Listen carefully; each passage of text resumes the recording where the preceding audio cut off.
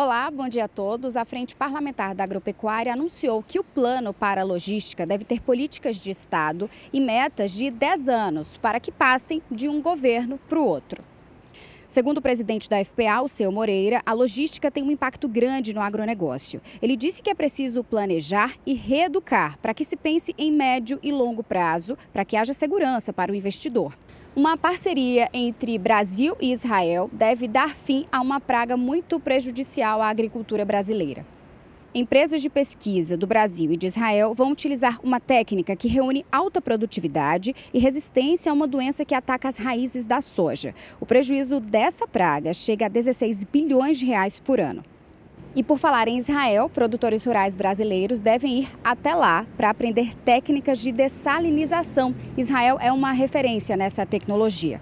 O assunto foi discutido entre a ministra da Agricultura, Tereza Cristina, a CNA e a Embaixada de Israel. O mapa diz que quer levar mais tecnologia, água e infraestrutura para o Nordeste brasileiro. Um grupo de trabalho deve ser montado para discutir propostas do semiárido nordestino. São essas as informações dessa sexta, direto aqui da capital federal. Catarina Martorelli para o SBA. Pecuaristas de Mato Grosso pagam a carga tributária mais alta do país. O Valdir Pacheco tem mais informações.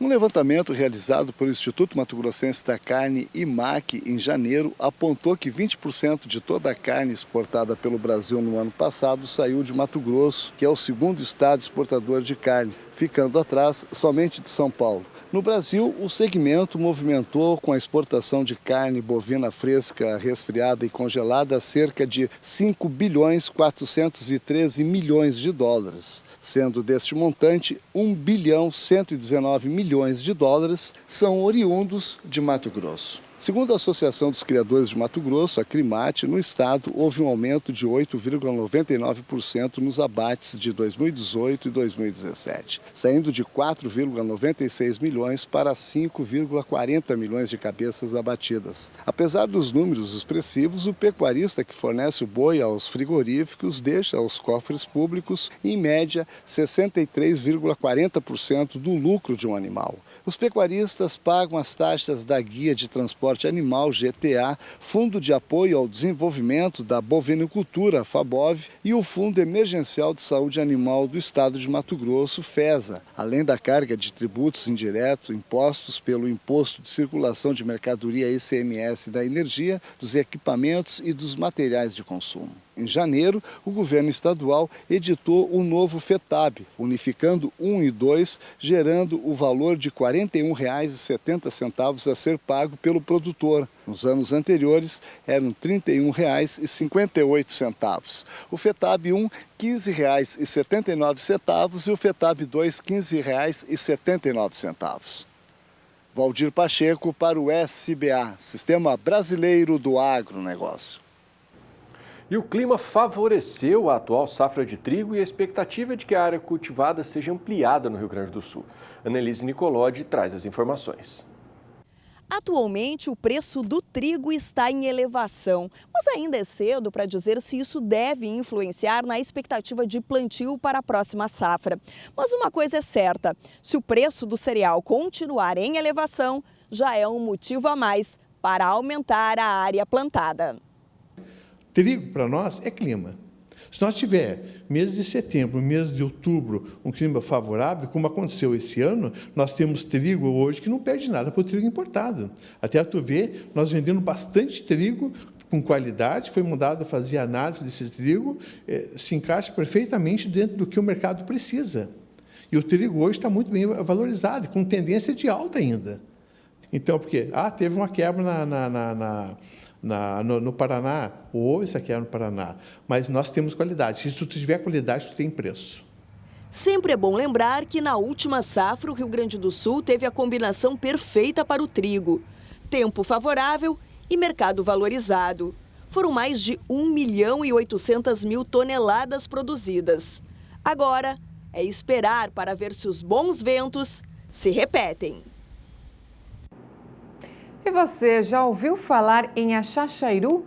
Pois é, uma fruta exótica muito saborosa que tem ganhado o gosto da população. Em Araçatuba, interior de São Paulo, um produtor resolveu investir nessa cultura. O repórter Gustavo D'Angelo foi conhecer a produção. Nativa da Bolívia, a fruta exótica de nome estranho chegou ao Brasil na última década do século XX. A partir daí, o axaxairu teve sementes e mudas ofertadas por colecionadores de espécies frutíferas espalhadas pelo país. Atualmente, cultivos em pequenas escalas podem ser encontrados nos estados de São Paulo, Minas Gerais, Pará, Goiás e Pernambuco. Axaxairu é uma planta bem rústica, né? Então, aguentou bem o calor, vai aguentar um clima mais ameno. Então, você tem várias áreas que poderiam plantar que ela vai bem. A produção do axaxairu é embasado no porte da planta. Então, a partir do 6º ano em diante, ela já investe, ela já equilibra o investimento com a lucratividade do pomar. E aí você tem, a partir daí, só ganhos. Então, você tem plantas cada vez mais produtivas, com ganhos cada vez melhores, né? Então, plantas com 10 anos na literatura dá até 2.000 frutos. E aí em diante, com 11 anos, com 12 anos, com 20 anos, a planta te dá o retorno cada vez melhor.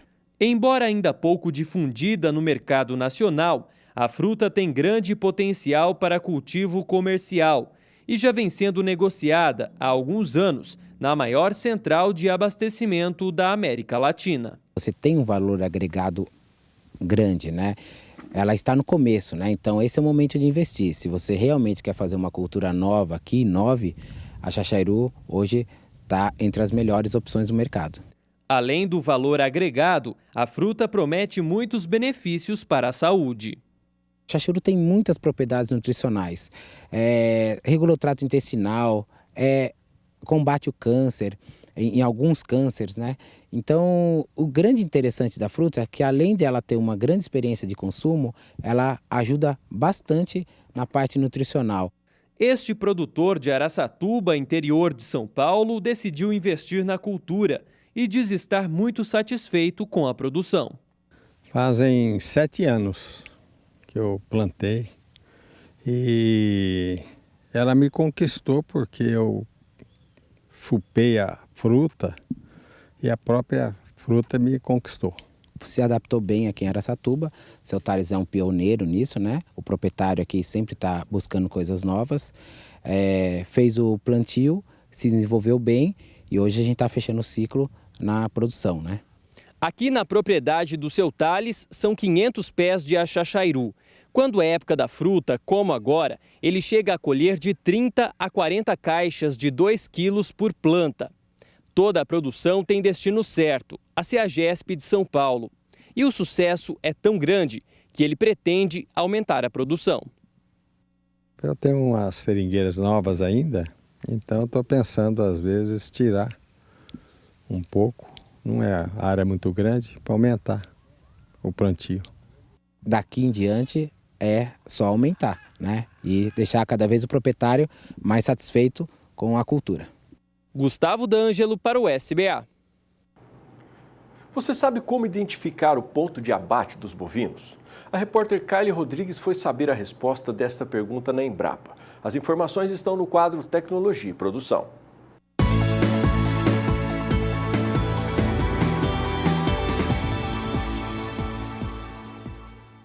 O ponto de abate é feito normalmente por 2 aspectos: peso e conformação animal. Olhando ele, a pessoa mais tarimbada, ela já fica bastante prática. Ele consegue mandar o animal para o frigorífico e um animal que o frigorífico não vai ter queixa. E, inclusive, uma coisa boa, o produtor caprichar nesse quesito, porque ele fica um cliente querido do frigorífico e isso ajuda nos momentos de negociação. Além de procedimentos de ultrassom, o que tem sido utilizado por empresas de startups são equipamentos com câmeras e balanças de passagem no confinamento. As ferramentas permitem encontrar o ponto ótimo de abate econômico.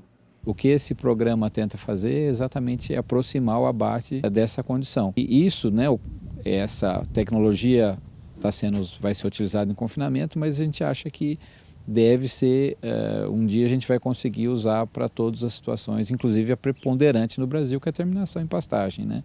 Deixar a produção mais eficiente e com uma carcaça, um mínimo de terminação para garantir a qualidade da carne. E que isso é muito importante, para que a gente não produza uma carne boa e a gente fidelize o consumidor. Kylie Rodrigues para o SBA. A tragédia em Brumadinho trouxe reflexos sobre as demais barragens localizadas no Brasil, dentre elas as que estão no município de Corumbá, interior aqui do estado de Mato Grosso do Sul. Uma equipe de fiscalização foi montada e enviada até o local para inspecionar as barragens e o nosso repórter Vinícius Souza acompanhou também os trabalhos. Acompanhe a reportagem. Nós estamos em Corumbá, município pantaneiro localizado a cerca de 430 quilômetros de Campo Grande, capital do Mato Grosso do Sul. A cidade é cercada pelo Pantanal, a maior área úmida continental do mundo e berço de rica biodiversidade. Mas por aqui, o assunto que não deixa de ser comentado está bem ali naqueles morros. Após o rompimento da barragem em Brumadinho, quem mora nessa região teme que o mesmo aconteça. A gente fica com medo, a gente nem dorme aqui quase. A gente tem uma preocupação muito grande.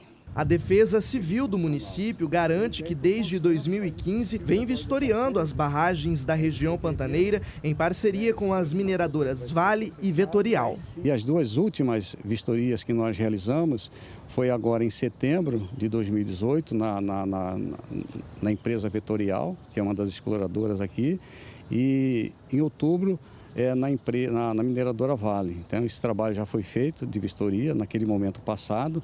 A nossa equipe de reportagem não teve acesso a nenhuma das barragens aqui da região de Corumbá. O que se sabe é que no Mato Grosso do Sul existem 19 estruturas de rejeito de minério e 10 delas estão em atividade. A maior dessas barragens é a do Gregório, que fica localizada aqui na região de Corumbá. Ela tem capacidade 30% menor do que a barragem que estourou em Brumadinho, Minas Gerais. Mesmo assim, as consequências ainda poderiam ser catastróficas, já que no meio do caminho que essa lama poderia percorrer, existe um povoado com cerca de 200 pessoas. No final de semana, esse número poderia ser ainda mais catastrófico, chegando até 600 pessoas atingidas.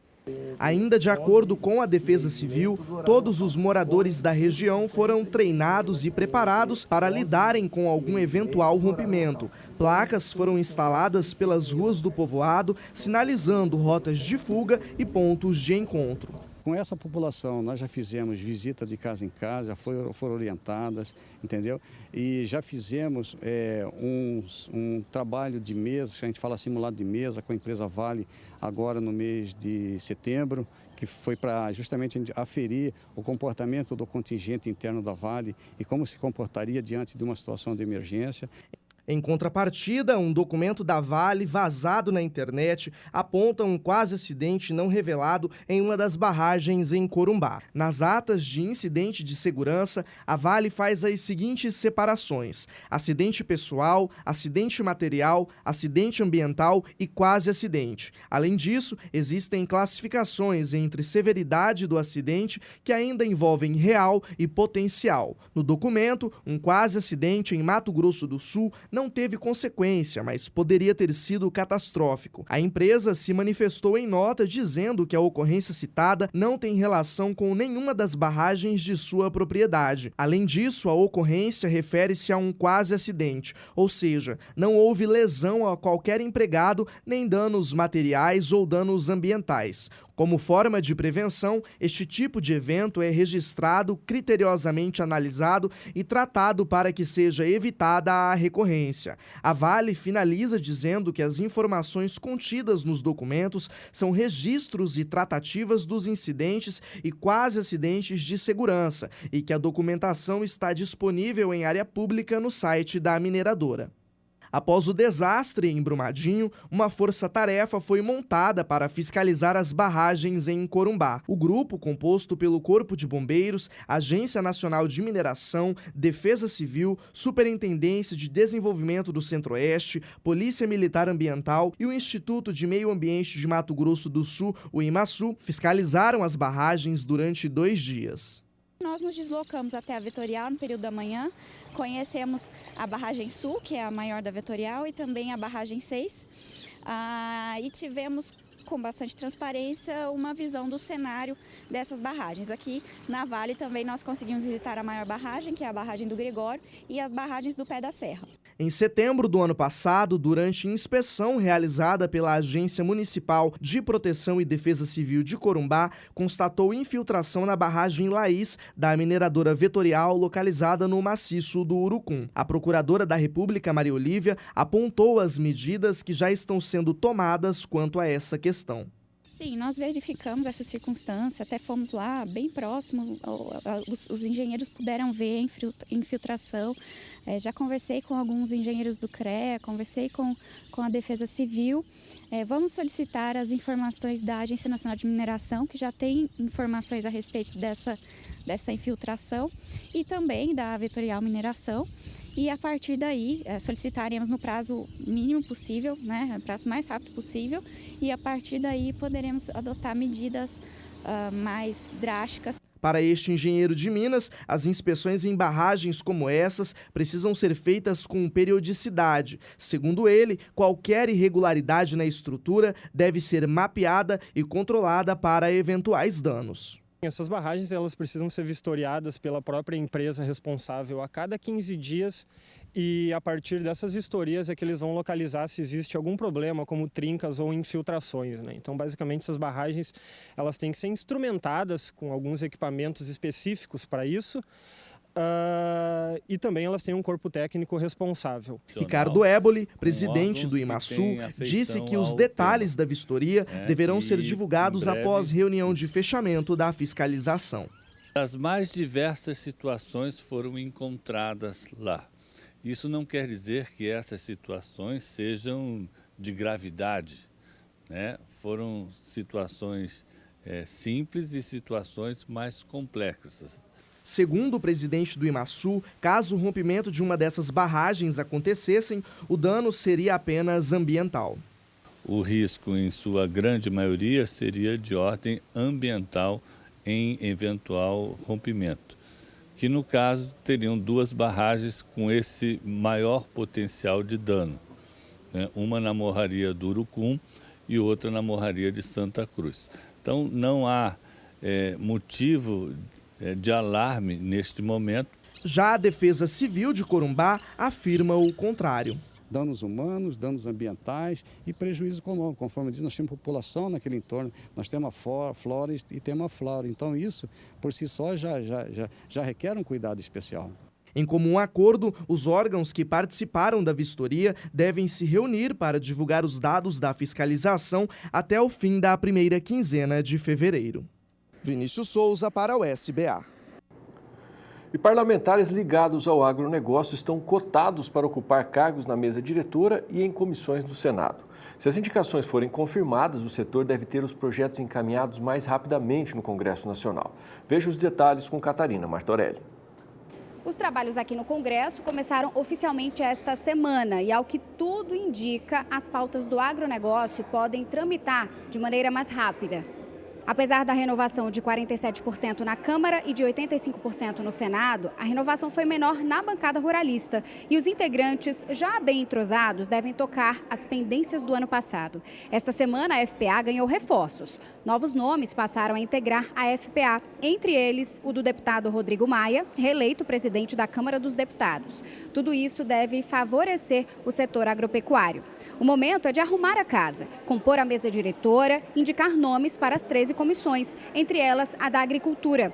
O senador Luiz Carlos Reis, por exemplo, que é membro da Frente Parlamentar, foi indicado para a vice-presidência da Comissão de Agricultura e também para a 4ª Secretaria da mesa diretora. Vamos fazer esse trabalho junto às senhoras e senhores senadores e darmos as respostas que o agro brasileiro está precisando. A Frente Parlamentar da Agropecuária não teve uma renovação tão grande quanto o percentual da Câmara, o percentual do Senado, mas está com novos nomes. Essa semana, por exemplo, 4 novos integrantes assinaram aí dizendo que vão se tornar membros, entre eles o próprio presidente da Câmara, Rodrigo Maia. Você acha que é mais um ponto positivo nesse momento? Sim. O presidente Alceu, que é o presidente, eu sou o vice-presidente da frente, nós vamos trabalhar com a frente num tripé. Comissão de Agricultura da Câmara dos Deputados, Comissão de Agricultura do Senado Federal, Frente Parlamentar da Agricultura, todos reforçando o trabalho da nossa ministra da Agricultura, Tereza Cristina. Então, é mais ou menos assim que a frente trabalhava e assim que a frente vai trabalhar. A figura máxima é a nossa ministra da Agricultura, depois as duas comissões de Agricultura do Senado e da Câmara e também a própria Frente Parlamentar da Agricultura e o respaldo das nossas entidades ligadas ao setor produtivo. Por enquanto, são indicações. Na semana que vem, os posicionamentos devem estar mais claros e aí sim a gente vai saber como é que o agronegócio pode se favorecer de tudo isso. Catarina Martorelli para o SBA.